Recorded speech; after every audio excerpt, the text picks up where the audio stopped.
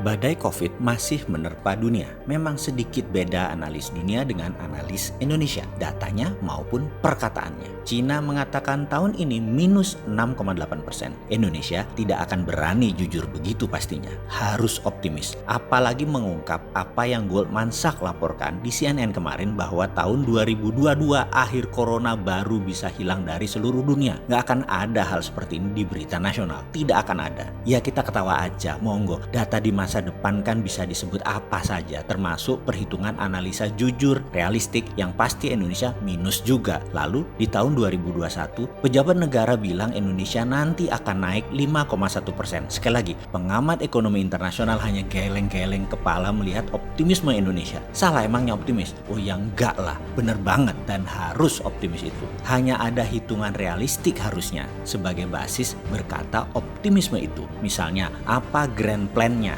Bagaimana 5% itu diraih?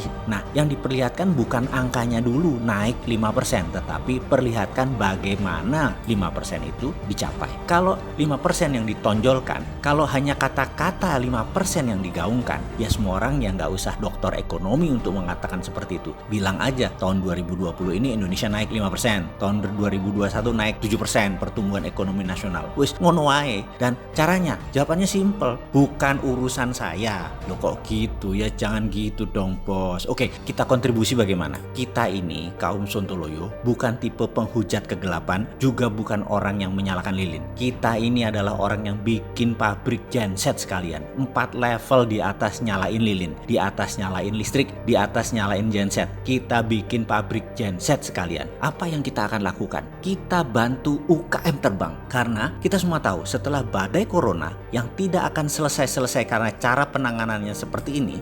Sebentar. Saya minta semua pihak mengakuinya. Kita nggak serius menanganinya. Dan kalau dibilang nggak serius, jangan dibantah dulu sekarang. Nanti bantahannya akhir bulan Juni misalnya. COVID bener selesai atau jadi 30.000 yang terpapar. Kalau 30.000 artinya yang bener ya bukan pemerintah gitu loh ya. Kalau pemerintah bener, COVID hilang. Kalau COVID hilang dan benar apa yang dikatakan pemerintah hilang, saya balik badan. Saya yang saat ini mendukung apapun untuk kemaslahatan umat. Saya akan gaspol, saya dukung pol-polan pemerintah. Ada pengecualian, 4L. Tetap 4L mah sudah 5 tahun kita nggak doyan. Sulit saya demen sama 4L itu ya. Kalau di 30.000 yang terpapar, kita hanya minta sedikit kelapangan hati pejabat. Pakai cara bosman yang sudah banyak membanjiri ruang publik informasinya. Dan akui Anda salah, yalah nggak usah gitulah, nggak usah ngaku-ngaku lah, kita juga nggak maksa kok. Jadi ambil saja metodenya. Gimana? Begini kita sederhanakan strateginya. Salah satu caranya dulu kita perjelas. Di dalam pendanaan bisnis ada 2 rumus yang paling banyak dipakai. 1,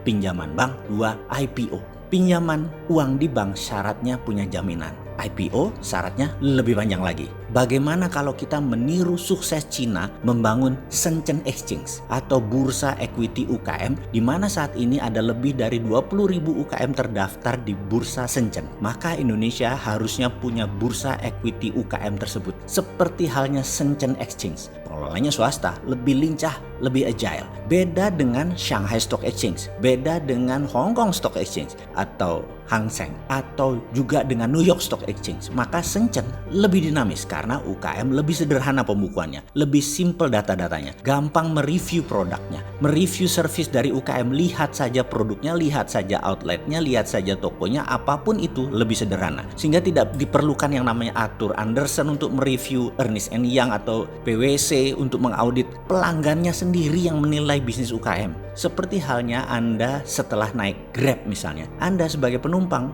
memberi rating kepada drivernya, driver memberi rating pada penumpangnya. Sehingga apakah Anda penumpang bintang 5 yang kalau Anda lagi butuh Grab atau Gojek Anda dispesialkan duluan, atau Anda driver bintang 5 di mana kalau ada permintaan dalam tanda petik Anda akan dapat duluan walaupun Anda agak jauh. Sistem akan mendulukan Anda karena Anda driver bintang 5. Demikian juga dalam bursa UKM. Rating ditentukan oleh pelanggan dan investor itu sendiri. Sang penyelenggara equity crowdfunding tidak bertanggung jawab atas investasi Anda di bisnis UKM. Dan dengan strategi ini ternyata Shenzhen UKM Marketplace sukses menghantar UKM scale up. Tiap tahun lebih dari 1.000 perusahaan jadi milioner asetnya dari bursa Shenzhen. Ke depan, Indonesia sudah bisa melihat dengan jelas badai pengangguran meningkat tajam karena social distancing mempengaruhi bisnis tradisional. Cara terbaik menangani pengangguran adalah dengan membuat UKM punya tempat untuk scale up secara cepat, masif, dan terstruktur. Itulah usul yang bisa membuat Indonesia naik ekonominya. Bagaimana?